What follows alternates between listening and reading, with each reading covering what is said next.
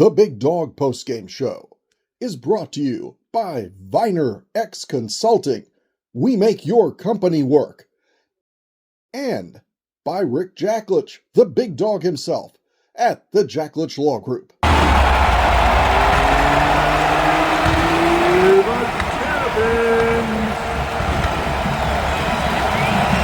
Good Friday evening from CQ Stadium in College Park.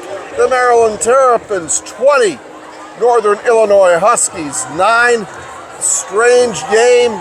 Didn't really feel like it got started, but we'll talk about that in a moment. This is a Big Dog Postgame Show. I'm Wayne Viner. That's Mason Viner.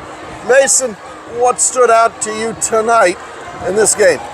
Yeah, Wayne, let's start with the positives. The penalties were definitely cleaned up. There weren't very many poorly timed or really unforced errors through penalties for the Terps. I felt like they took care of the football for the most part, other than the one fumble down here. But ultimately, you end up pretty quickly on the negative side of it. Not able to punch the ball in a couple times in the red zone, missed field goal, and it didn't look clean. It didn't look ready to go. A big change when Coach Loxley talks about week 1 over week 2 being your biggest improvement. I sure hope that was not the biggest change we'll see week over week for this team going forward. Northern Illinois came out, tried to shorten the game. Their running game was effective. It wasn't dominant. NIU's offense just didn't have much other than running the ball. Maryland defense got after him. You saw a lot of talent in the Maryland edges putting pressure on. Maryland offense still can't run the ball. Malik made some plays. The final touchdown to Shalik Knotts almost looked like an afterthought on 4th down. But as you said, as we were watching that live, some guys just got it. Malik might be one of those guys that just has it. Yeah, I think you see the positives. Again, the deep out routes, those throws that when you see a quarterback that's got it, you know they can make it to the next level. He showed some of that, but really it didn't flow well. I didn't feel like the play calling was consistent. They had a great drive where they just lined up and played smash mouth football. They don't really go back to committing to that. I thought Nolan Ray was much more effective in the running game today than DeJuan Williams. Williams kind of got going late in the game, but something was off. There was a lot of substitution. They were trying to find a rhythm that worked. And true, and with all that, there weren't any penalties. There weren't really any missed plays. They just didn't find the switch that made it electric, which they used against FAU. What do you account for, especially under these lights, accounting for the drops? Because they had them in broad daylight last week. They even didn't get a touchdown off the fingertips. What do you think's going on there?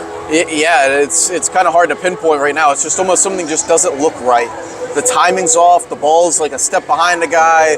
It's just not clean. It doesn't look like this offense with this quarterback running it in the first year of really the system, which I'll say I'm a big fan of a lot of the changes that were made here. The under center looks, the extra tight ends, the extra offensive linemen. I feel like that's going to put this team in the best position to win long term. But it is a power eye, Mason. Samuel's up front. Howard and pushing that pile forward. Something just timing-wise isn't right, and then sometimes you can just see it. Malik's trying to throw the ball through the guy, and they just can't. They're not adjusting to it, and you can see when he's smooth, the operation, everything about it is just better. When he's on time, it's better. A lot of it's still coming late. He doesn't seem to see the deep ball that we see, especially when it's one thing to watch a game down here. It's a little harder to see. When you go up press box level, you could see that there are plays down the field that aren't being utilized. But I assume that that's going to be fixed as we move on. When we do move on, it's Towson next Saturday. So we will get to a couple of stats. We'll get to Bruce Posner from the studio, and we will be back. We want to thank, of course, the big dog himself, the Jacklich Law Group, and Rick Jacklich, and your hometown enterprise technology management company. It's Viner X Consulting. We'll talk more about what enterprise technology means after a couple of highlights in this break. We'll be back in a moment.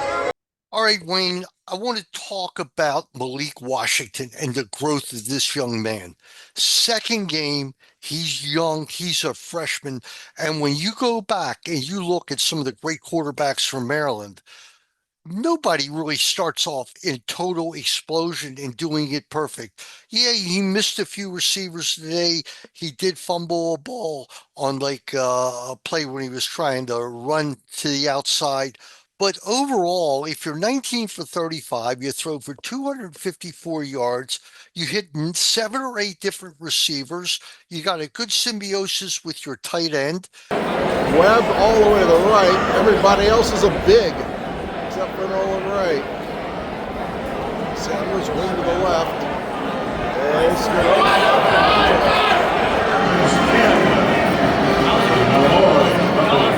You know, 2 TDs, no interceptions, 2 games in a row. Maryland is 2-0. I'm not sure what you expect from somebody this young. The development is there. I'm impressed with his poise.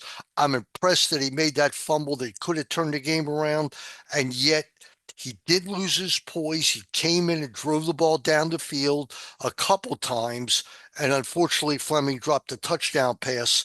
And when you look at that and the fact that, there could have been many more points, this game could have been a bigger spread, but it didn't happen. But the thing that I love, okay, is that, he had the fumble, but he had no interceptions. Now, maybe he's missing the wrong guy. I don't know, but I do know that we have to run the ball a little bit more. You can't put the pressure on the pass all the time. And I look back at Boomer and Neil O'Donnell. I go back a long way. All right. And even recently with Talia, none of these guys starts off setting the world on fire. But so far, all right, he's 2-0. That's the bottom line. Got Towson coming in next week. Wayne, we'll be back to you in a minute, but first we're going to a break. We're going to hear about VinerX and Rick Jacklich, the big dog, our 2 main sponsors on this post game. The Big Dog Postgame Show is brought to you by the Big Dog himself, Rick Jacklich at the Jacklich Law Group, and by VinerX Consulting. If you need internet, don't pay the rack rate, pay the insider rate with VinerX. Do you believe in your effort, your preparation, and own this moment? Do you believe in each other and everyone else? Then finish your mountain job and leave them.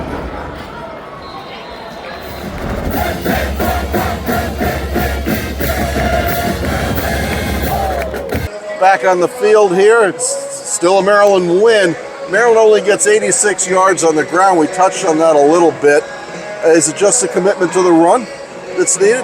I don't know. I was actually going to throw this back to you before we even went to the break. It just seemed like sometimes we're winning upfield, and other times, frankly, we're just getting our ass kicked. What did you see in the blocking scheme that it seemed like it was just in and out of working and not working?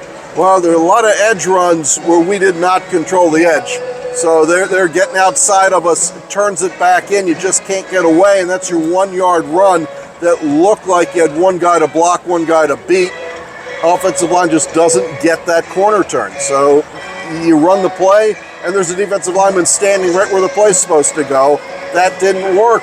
But when they did load up on the tight ends and make it a point of emphasis, it starts to work. Sometimes that's just mentality.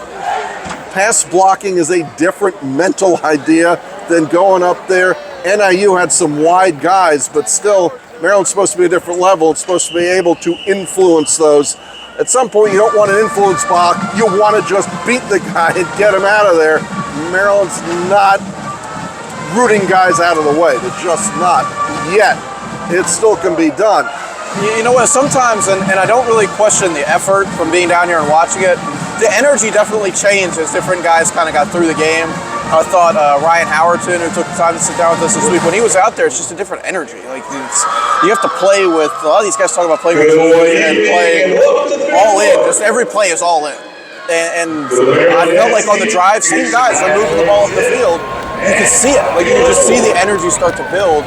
It's almost like you want to go out there and you immediately want to go back to that. Like if I get something that's working, especially when we're a little slow, I got to go immediately back to the thing that's working for me. Right. And again, it was just the flow. It wasn't there. It almost looked like you were walking into today, and it was probably easy to do if you turned on the tape from last week and said, okay, we can still figure out what we're doing here. But look, Northern Illinois' team beat Notre Dame last year. Everybody likes to talk about that.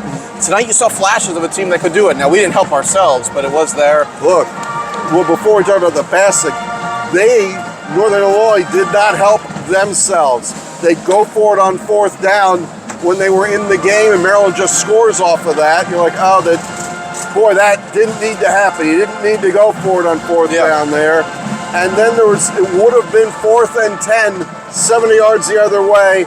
The Northern Illinois defender, 2-3 yards out of bounds, pushes Malik, 15-yard penalty. Maryland comes down and scores.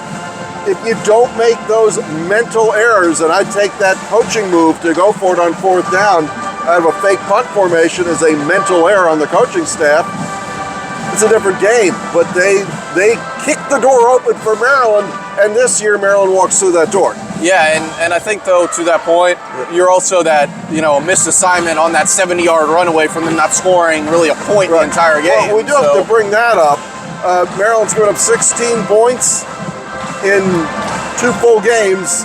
Almost doesn't matter who you play. That's not bad. Yeah, I think a thing of concern getting to the passing game is Malik goes for 254, throws a touchdown. He has the fumble down here when he's just trying to do too much. And as a touchdown, clear just dropped as the clock ran down. In the fourth, on that fourth down in the end zone on the other side of the field.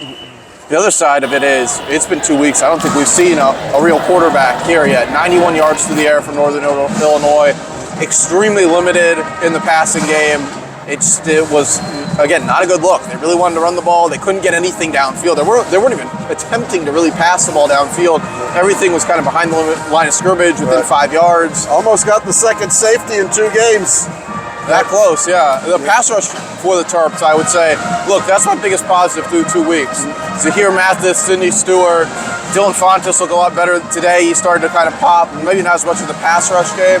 And then your Trey Reddicks, Daniel Wingate, these guys stacking 10-plus tackle games, and you see their impact, and that's the difference. Maybe not as strong in the interior line, but those guys outside in the scheme fits this talent extremely well and puts them in a position to win. I'm still looking for Michael Harris. Have not seen him on the field except for specials. That guy can hit. Any thoughts going? Well, before we go to any thoughts, how's the podcast coming along? It's been fairly popular over a couple of weeks here. Yeah, we're going to continue on that format of having guests, different people within Maryland Athletics, players, some of the admin staff's offered to come on. We're going to have them on here in the next coming weeks. So a lot of good stuff happening. Make sure you're subscribed to us where you get your podcasts, and of course here on the YouTube channel as well where it's posted. And that will wrap us up. Final thoughts as we head to Towson?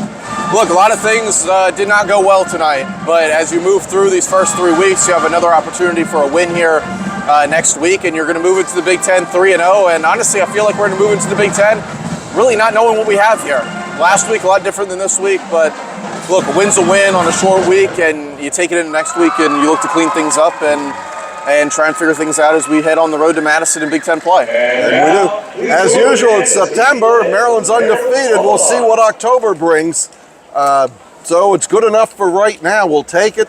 2-0 Maryland. This has been the Big Dog Postgame Show, brought to you by Viner X Consulting and by Rick Jacklich, the Big Dog himself. Thanks for watching. We'll see you on the podcast later this week.